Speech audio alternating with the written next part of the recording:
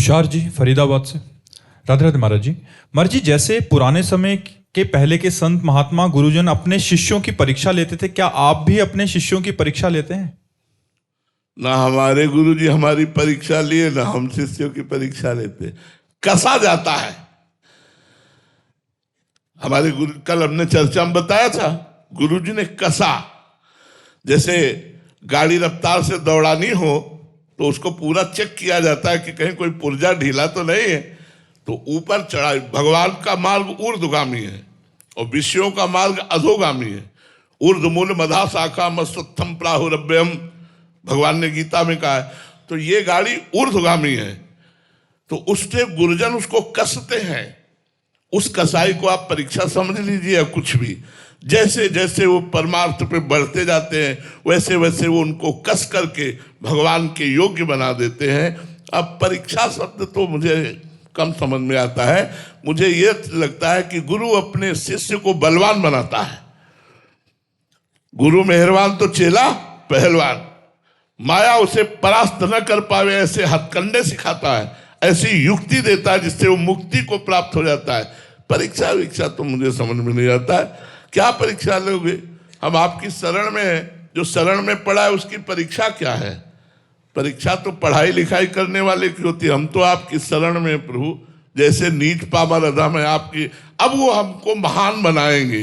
अब महान बनाने के लिए हमें कसेंगे, वो हमें तपाएंगे, वो हमको कष्ट देंगे। कष्ट देकर वो हमको महान बनाएंगे। इसलिए परीक्षा तो नहीं, पर गुरु कृपा करके अपने शिष्य को कष्टप्रद जीवन देकर महान बनाता है। ये देखो, एक शीशा है, कंक्रीट मारो फूट जाता है, और उसी को गरम ठंडा करके विज्ञान के द्वारा ऐसा बना दिया जाता है कि बुलेट प्रूफ हो जाता है। नहीं, गोली मारो तो नहीं टूटेगा। शीशा तो शीशा ही है ना, गोली मारो तो नहीं टूटेगा, और एक है कंकड़ मारो तो टूट जाएगा।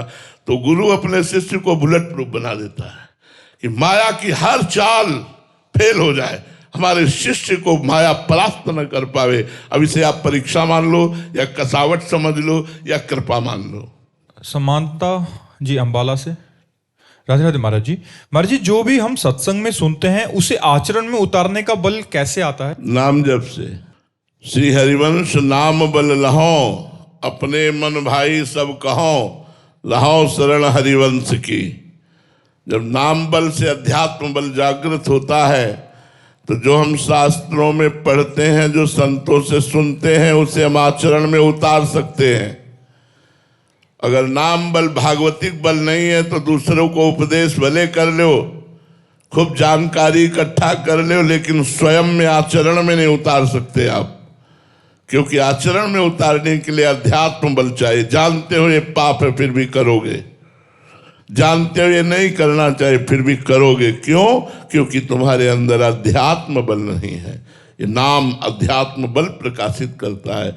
इसलिए भगवान का नाम जप करो, भगवान की लीला कथा सुनो, जो भी कर्म करो भगवान को समर्पित कर दो।